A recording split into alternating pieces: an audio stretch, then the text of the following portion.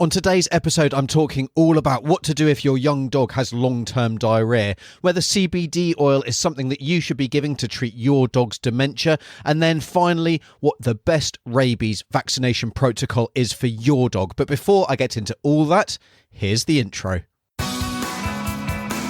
Welcome to Call the Vet, the show that answers all your dog and cat questions so they can live healthier, happier lives. And here's your host, veterinarian Dr. Alex Avery.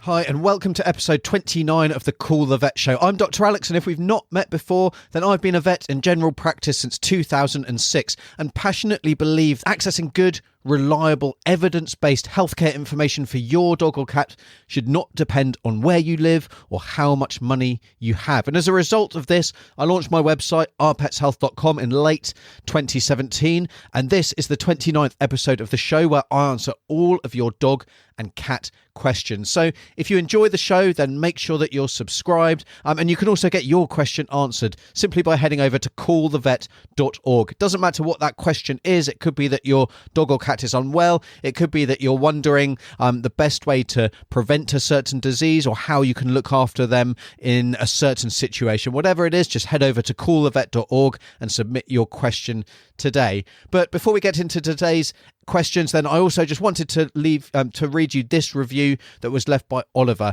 And Oliver wrote, "A great podcast if you have a dog or cat. Dr. Alex takes a whole range of issues and gives actionable advice which you can instantly put into action. In fact, many of the solutions are super simple but make perfect sense." So thanks to Oliver for those kind words. And if you'd like to help me to help more pet owners like yourself and to help their furry family members, then if you could leave me a review for the podcast on whatever app you're listening on, and actually sharing the show with 3 of your pet owning friends or family helps more than you can imagine, just to allow me to answer more questions and to get good information to more pet owners. And so my first question is from Melanie, who writes, "Hi, I'm sure my dog Tilly has CCD, which is canine cognitive dysfunction. She is 11 and has a lot of the signs of confusion, but some days she's back to normal. I'm giving her vitofilin tablets, but I don't know if they help, as some days she's her old self again. She has a lot of energy in the morning and loves going for walks. I've ordered another tablet called Activate capsules, and I'm wondering, do I give her both or do I stop the one that I'm using at the moment and start the Activate when it arrives?" Also, Melanie asks, "What do you think of using CBD oil, which says that it might help her dog with dementia?" So I guess I've spoken a number of times about canine cognitive dysfunction, which is the CCD, which is also known as doggy dementia or senility. And actually, it's a really common condition that kind of affects, well, it's a varied estimation. The low end of the estimation is it affects 14% of dogs that are over the age of 8 years old. Some people suggest that actually it could affect up to 60% of these dogs. But either way, it's really common. 14% of dogs over the age of 8 means that there's a really significant chance that your dog will, at some stage, start showing signs of dementia. So if you're not aware of what the signs to look for, then make sure that you check out the show notes, and I'll leave a link to an article that I've written all about that, because if we know what to look for, then there's a better chance that it won't go unrecognized. So in Tilly's case, I think that we can absolutely give both the vitofilin and the Activate capsules at the same time. So we need to think, whenever we're giving drugs and medications, well, are there any contraindications? Is there any reason we shouldn't be giving those drugs? Is there any interactions between those drugs that we don't want, or is there any reason in an older dog especially that we might not want to give both? So the vitofilin is a drug that actually acts to improve the blood flow to the brain. It helps kind of dilate the small blood vessels going to the brain to provide more oxygen and more nutrients to the brain, to kind of maximize the way the brain cells work and their ability to do the job that we want them to. Now, Activate is more of a dietary supplement that contains numerous different things that, again, are aimed at the same thing, but it's more of a kind of a supplement rather than a pharmaceutical drug. And I don't believe that there's going to be really any concern with that. But having said that, I do suggest that whenever you're thinking of starting any supplement, no matter what that supplement is, especially if your dog is old and especially if they're on other medication, then you should definitely be checking in with your vet, because there are some reasons that we may not be wanting to give certain animals certain supplements, even if they aren't pharmaceutical drugs and even if they're marketed presented as natural or holistic, which, to be honest, means very little when it comes to our supplements. Really, they're just marketing terms. But either way, I definitely recommend checking with your vet, but I can't see any problems there. Now, my personal experience with both of these drugs and with a lot of the other supplements is that they can, in some cases, make quite a bit of difference. In other dogs, there's maybe little response, or the improvement isn't as much as we would have hoped for. And unfortunately, in a reasonable number of dogs as well, there's actually just no improvement despite giving a number of different things, despite trying a number of different treatments. So yeah, sometimes that can be very disappointing. And unfortunately, there's no way to predict which dogs will best respond. Now, CBD oil, it's been touted, and I'm sure you've read this online or heard it from a number of different people. CBD oil has been touted as a cure-all for absolutely everything. So for arthritis, for epilepsy, for anxiety, for cancer, for every kind of possible condition. Well, CBD oil seems to be the thing that will cure it, and we don't need to use anything else. Well, as far as its use goes in dogs, at the moment there's only weak evidence that it helps in arthritis and epilepsy. So there's certainly evidence that it does help in those conditions. Whether it's better than the drugs that we currently use, we don't know yet, but we certainly know that there is some benefit in giving CBD oil to dogs with those conditions that aren't on any other treatment. And also, it will probably help with anxiety too. So I think that's looking like something that is going to be a potential use for CBD oil. Now, whether it plays a role in canine cognitive dysfunction is a different question. So when a dog is suffering from dementia, they can become anxious because they're confused. They're maybe not quite aware of what's going on. And so it may be that CBD oil helps here because it can potentially reduce levels of anxiety. But there is also some evidence in rodent studies and in rodent models that Alzheimer's disease can benefit from the use of CBD. So Alzheimer's is very similar to canine cognitive dysfunction, and actually in a number of studies looking at Alzheimer's in people, they are using dogs with this problem as a kind of a substitute for using people. Certainly in the early stages of studies, then often animals are used rather than testing kind of drugs on people where we don't know what necessarily the effects are going to be. So there is some signs that some evidence that CBD oil can prevent the development of cognitive defects. So given the similarities, then that is potentially very encouraging, and it shows that CBD oil may be beneficial in treating dogs with dementia, but we just don't know because the studies in dogs haven't been done. Now, I've got no personal experience with the use of CBD oil in dogs in any condition. Kind of when I've been working in different places, different parts of the world, CBD oil hasn't been something that's been available to us, and it may not be available in your area.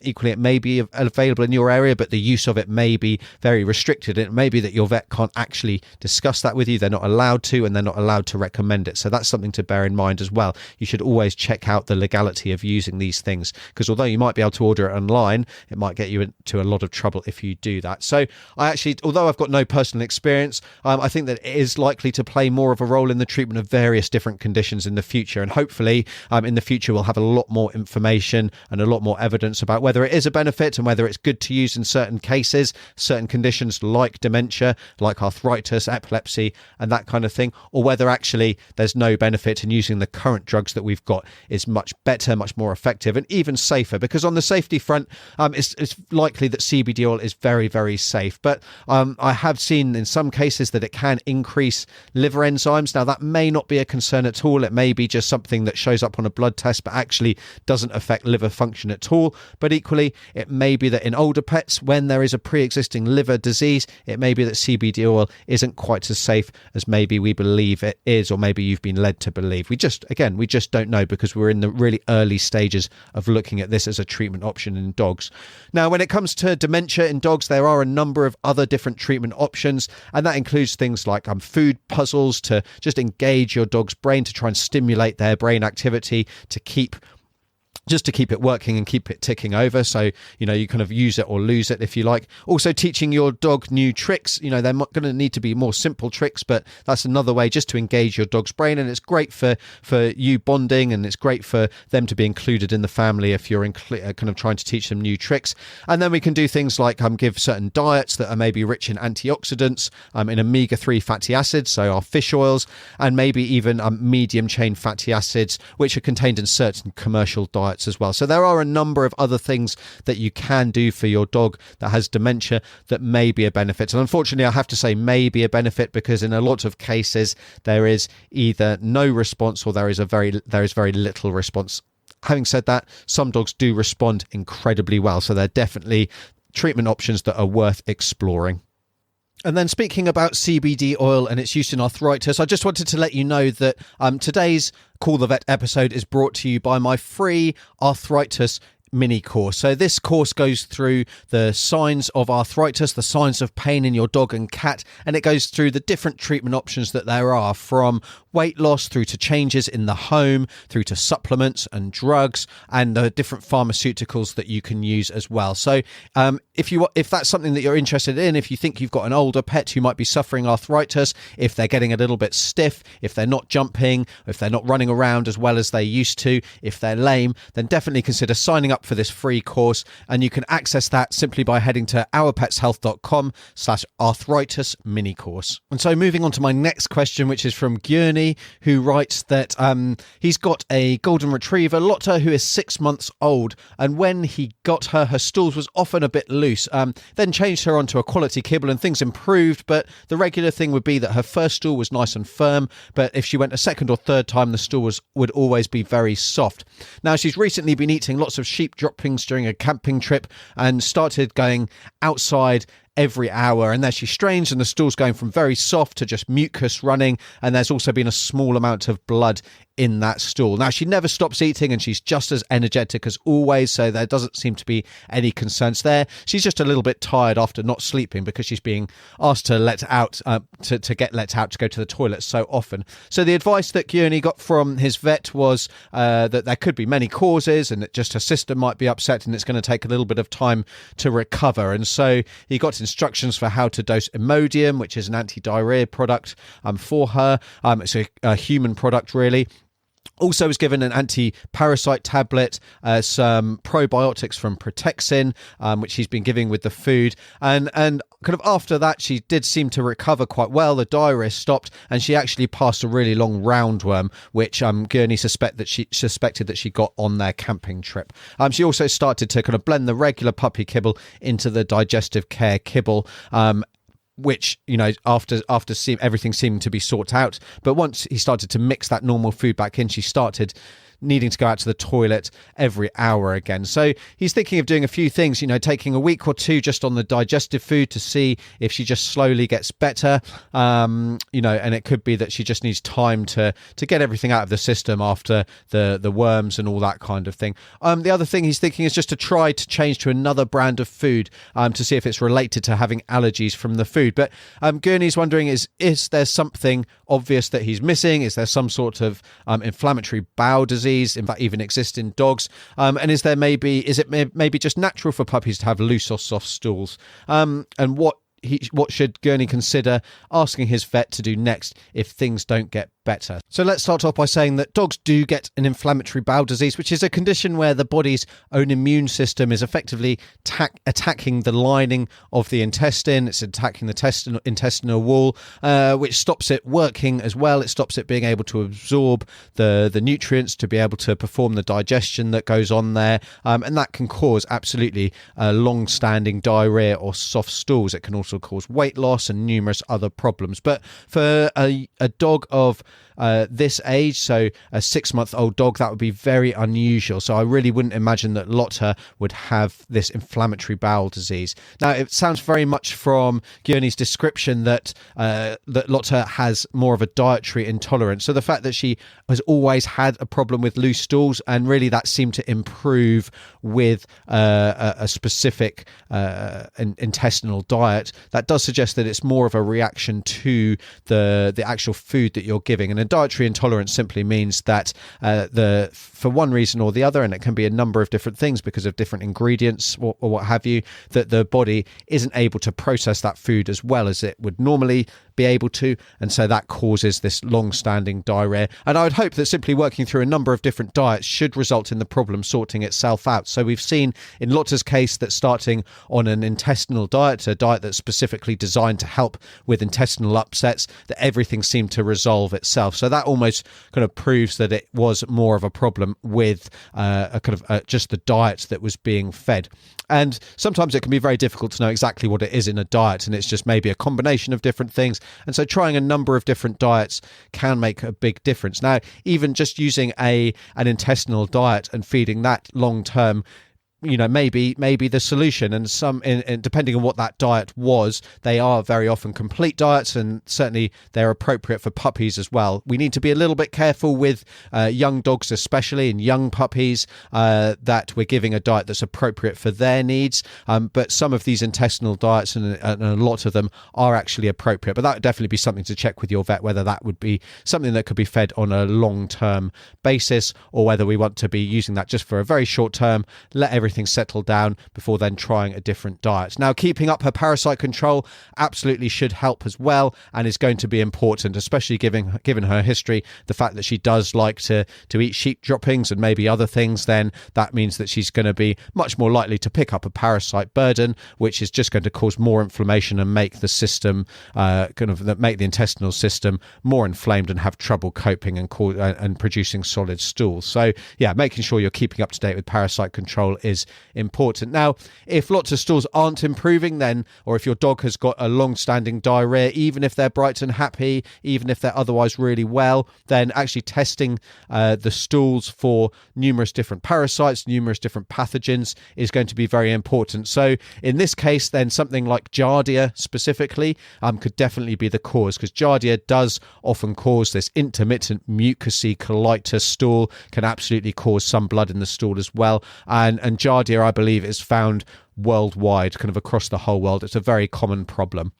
Now, a fecal test is also going to help rule out any other parasites, as well as infections with things like Salmonella and Campylobacter and various other possibilities there, which can all be causing this kind of long-standing chronic diarrhea. Often that will actually cause them to get stomach cramps and to be unwell too, but not in every case. There are certainly dogs that can carry these things, and they can be causing kind of mild grumbling problems, but yeah, not causing a dog to be otherwise unwell. And then there are, of course, other possibilities as well, such as exocrine pancreatic insufficiency, which is something that we would normally diagnose in a younger dog. So that's where the pancreas isn't producing the enzymes required to digest the fats, and so you'll often get more of a kind of a pale, white, greasy stool, so a stool that is kind of very high in fat.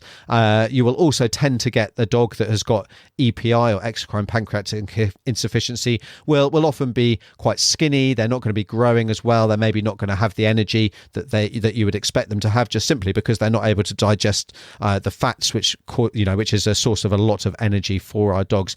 We can get also a vitamin B12 deficiency as a result of long-standing diarrhea. So there are other things that could be going on, and they would need specific blood tests to diagnose those as a problem. But like I say, in Lotta's case, they're going to be pretty unlikely. If you've got a dog with long-standing diarrhea, if they're otherwise growing, if they're otherwise well, if it's a young dog who's otherwise gaining weight normally, then they're not so much of a concern. But definitely something to consider if everything isn't sorting itself out with dietary changes and dietary modification, like I suggest. And then just remember that the information that I give in these podcasts is not a substitute for a consultation, an examination with your pet's veterinarian, who knows your pet much better than I do and has actually had their hands on them and examined them. And so any information in this podcast should not be taken as specific advice for any individual pet. If your pet is unwell, if they're injured, or if they're suffering from any kind of problem, then talking to your vet is always going to be the best course of action.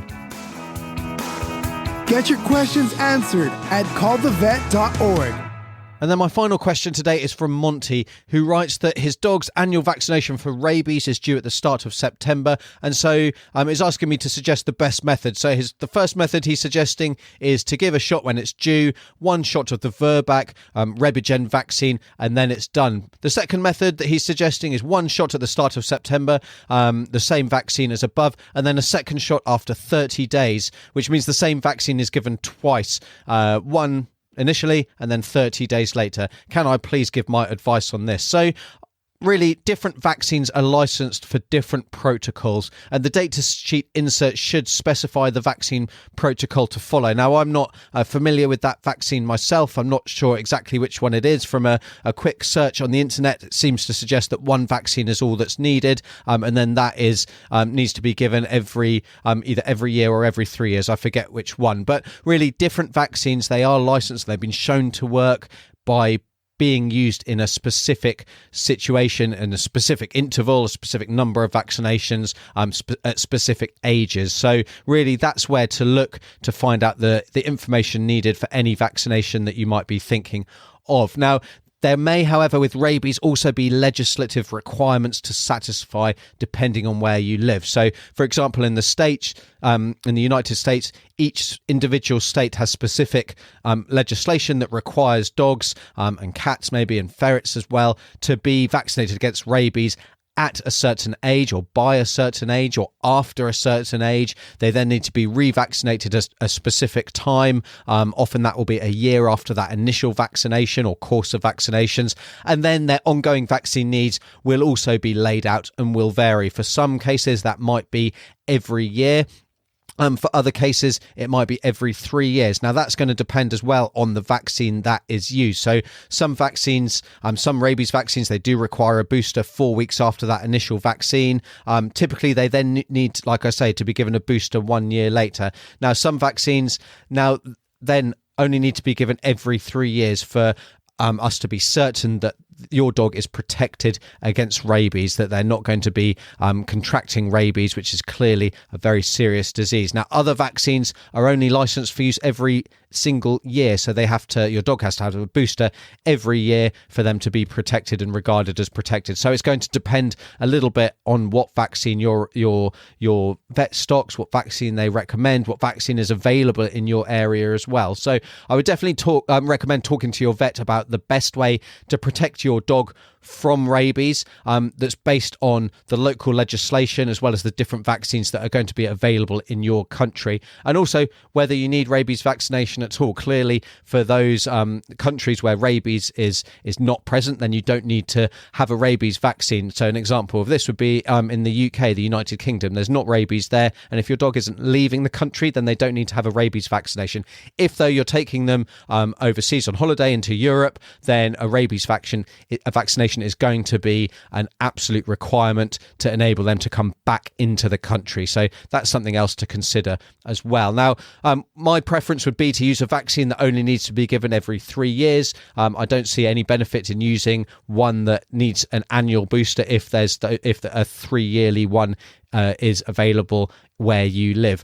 Having said that, rabies is clearly a very serious disease, both for dogs and for people. We don't want to be messing around with that. We want to make sure that we're giving the right vaccination, we're giving it at the right interval, at the right age, and that it's done properly, both to protect your dog, but also to comply with any legislation, like I say. Now, if you are in the US and you're wondering what your state requirements is, then like I say, talk to your vet, but I'll also leave a link to a page that goes through all of the different states' requirements for rabies vaccination in pets. So definitely head over to the show notes if you're in the United States and that's something that you're interested in learning. And that as well might be important if you're taking your dog on holiday, if you're crossing state lines as well, because the requirements may be very different to your home state.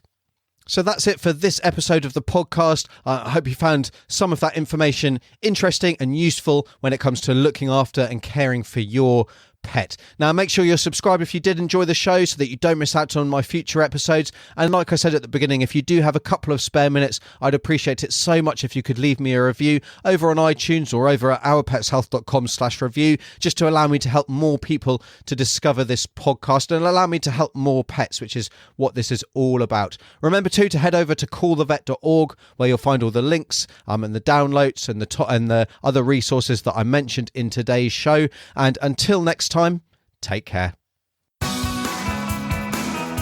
You've been listening to Call the Vet. Be sure to rate, review, subscribe, and we'll see you on the next episode of the show that answers all of your pet questions.